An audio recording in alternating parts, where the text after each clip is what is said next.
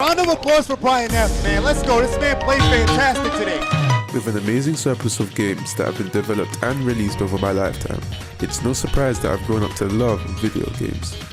Let's not even get started with the classics such as Legends of Zelda Ocarina of Time and Street Fighter 4. But my favourite must have been New Super Mario Bros. 1v1. This is where Luigi and Mario are pitted against one another on a selection of stages and are tasked with either getting a certain number of stars and or taking the lives of the other character.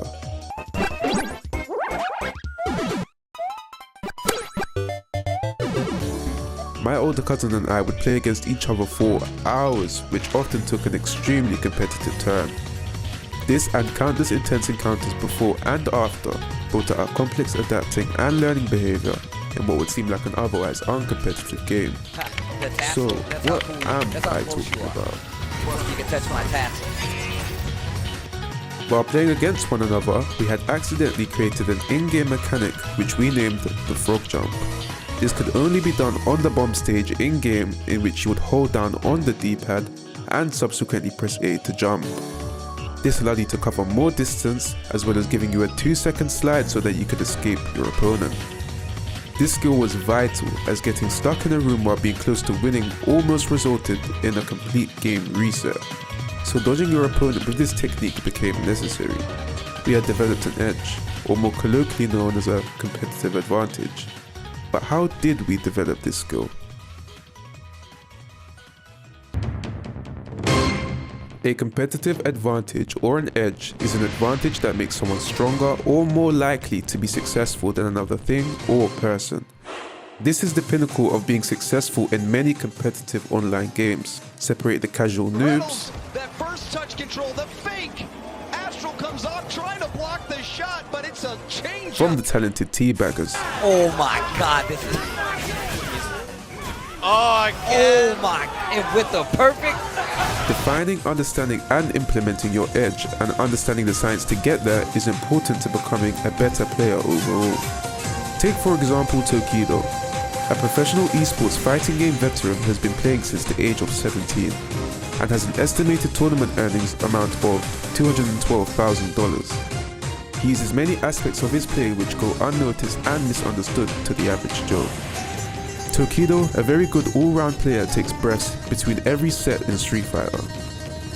We can understand this using a simple pie chart to put things into perspective.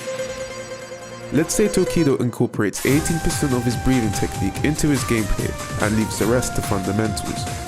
This could be Tokido's most optimum split for both his composure and as well as being able to stay at peak performance in his fundamentals.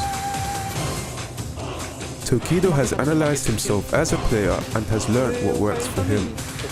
As simple as it sounds, he has defined his gaming edge and has perfected it to become one of the most feared fighting game prospects in the world.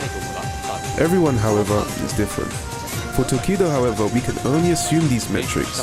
Think of it like skill points. You only know your own strengths and weaknesses which you put into yourself. And that's the beauty of a competitive advantage. If everyone knew, or if at least took no effort to find out how to counter this edge, there'd be no point in having an edge. And Tokido wouldn't be one of the best in the world. This is one of the many defined edges Tokido has glossed over in his years of fighting games.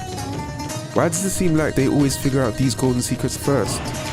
And how can you create an edge to be up there with the greats? To answer these questions, we must understand how competition causes humans to adapt and become more focused. An experiment done in 2015 shows 2 experiments which examine the effects of competition on effort. In experiment 1, participants completed a physical effort task in which they were rewarded for winning a competition they believed was against another player. In experiment 2, participants completed a physical effort task in which they were rewarded for winning more than a competitor.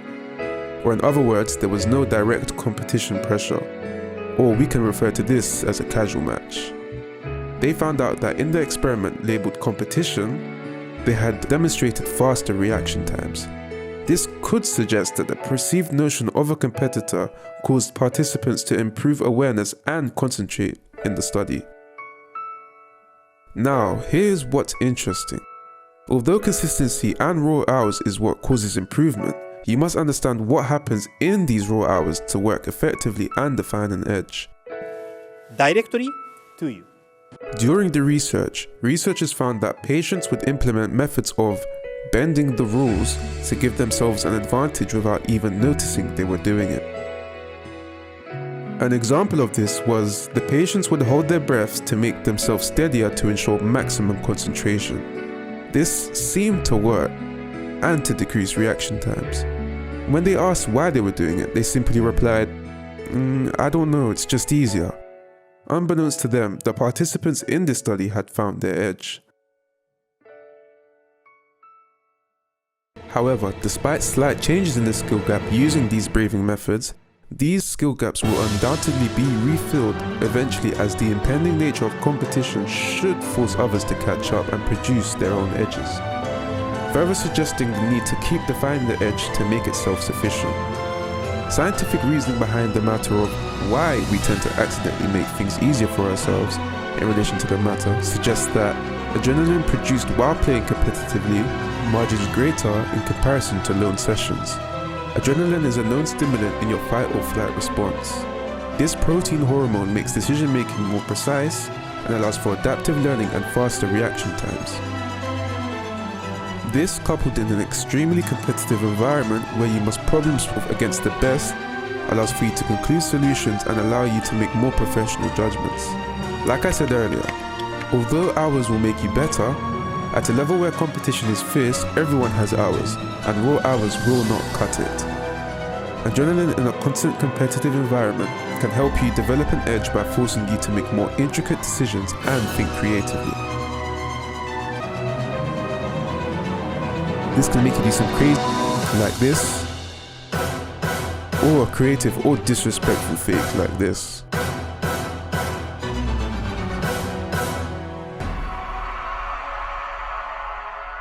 So, what could we take away from all this? An edge could be anything at all, such as controller scuffs, a hygienic environment, having your dog next to you, or even just learning a new unfound mechanic. But you'll find difficulty in finding your edge if you don't play against players better than you in competition. If you don't force yourself to adapt and to learn new skills under stress, you will not become better. It may seem difficult at first, but you have to keep trying, because by only trying will you uncover your strengths to overthrow your opponent. Finding your edge is a step in the right direction to becoming a professional esports player. Define your edge, perfect your edge, execute your edge. Thanks for watching our first ever video on ludology. We hope you enjoyed. Please leave a thumbs up and subscribe, it will do us a very big favour. If you have any feedback, please leave us a comment below. We aim to upload as often as possible, however we do put time and effort into these videos to make them the best quality possible, so our upload times may vary. Our relevant social media links are in the description, along with any BGM and relevant links. If you have any ideas for videos, just leave them below. Once again, thank you.